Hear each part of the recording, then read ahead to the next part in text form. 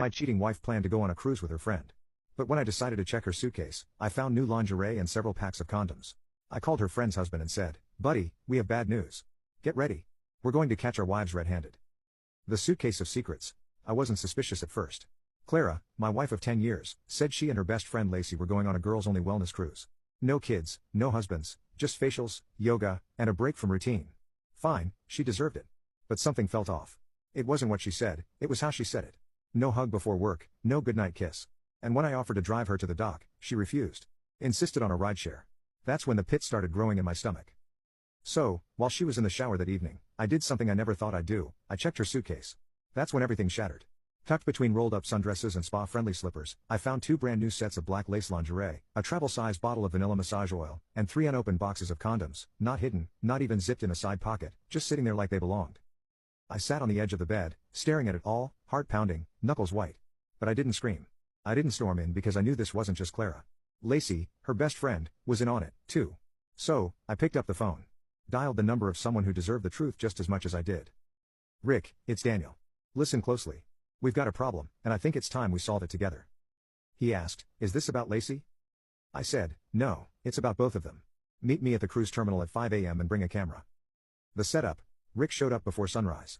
His face said everything, pale, tight-jawed, eyes rimmed red like he'd barely slept. We stood in silence in the cruise terminal parking lot for a few seconds. Then he asked the one question I didn't have to answer. "You found proof, too?" I nodded, opened the backpack I'd brought, and showed him the photos I took of Clara's suitcase. Rick flinched when he saw the condom boxes. Lacey told me she was packing light, claimed she was going off the grid for meditation and a digital detox.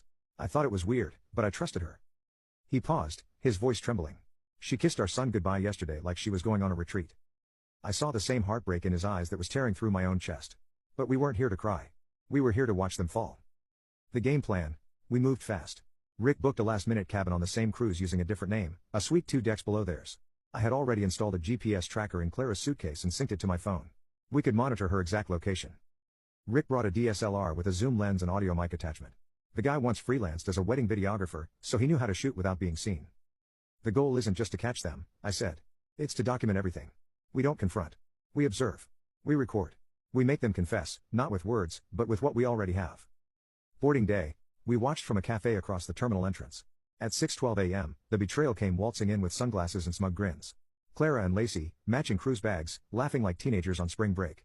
And right behind them, 2 men, not friends, not relatives. Men who looked like they knew exactly what kind of vacation this was. They kissed right there in the terminal. Quick, intimate kisses.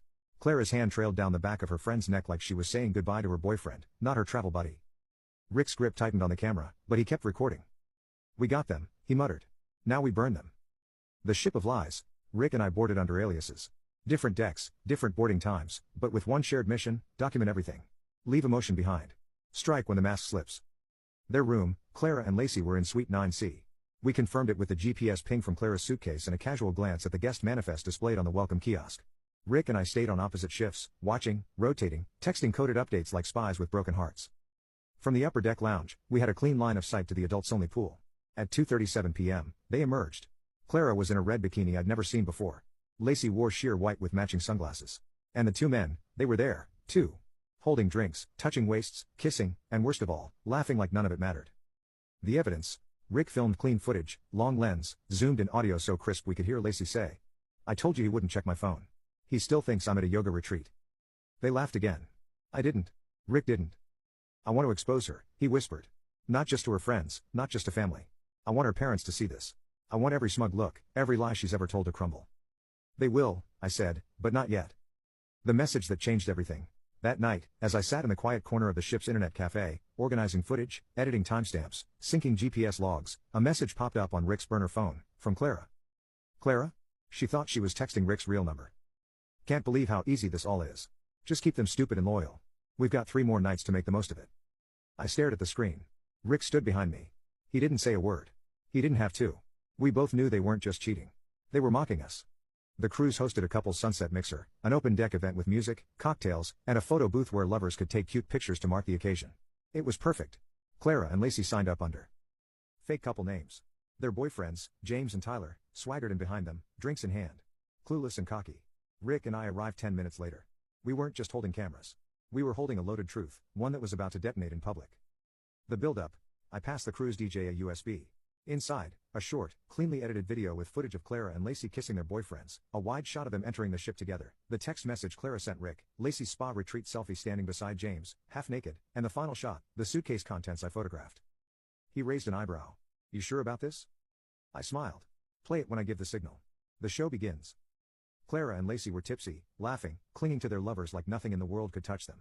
Rick and I stepped up to the bar, 2 drinks in hand, calm, focused. Cheers, I said quietly. To the end, Rick replied. Then I turned to the DJ and nodded. The room went silent.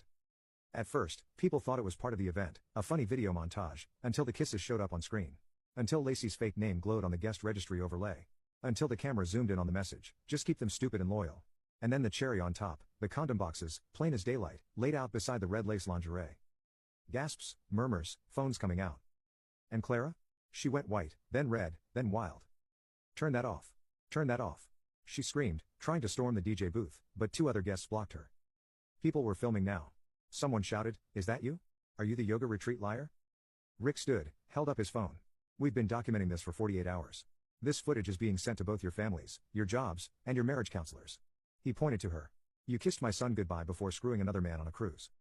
He turned to Lacey. And you laughed about it. Then I spoke. I walked up to Clara, calm, still. I checked your suitcase, Clara. That's when I knew. You thought I wouldn't notice. You thought I wouldn't check? No. You were right. I trusted you. But I've been watching you, and now so has everyone else. They left the deck in shame. Their boyfriend's gone. Security escorted Clara and Lacey back to their rooms. The rest of the crew greeted us like folk heroes. One woman clapped me on the shoulder and said, "Best reality show I've seen in years." By the time we docked, the story had already gone viral, at least on the ship. Passengers were whispering, pointing. Someone uploaded a blurred version of the footage to Reddit. Comments poured in. Cruise of shame. Caught red-handed, literally. Justice on the high seas. But Clara and Lacey weren't just internet famous. They were exposed. Their return home, Clara's parents, devout, private, and deeply respected in their small community, called me before she even reached her front door. Is it true? Her father asked, voice hollow. Yes, sir, I replied. Everything. They went silent. Then her mother added, we always thought something was off the past year. We're sorry, Daniel. I didn't want their apology. I just wanted them to know. Lacey faced worse.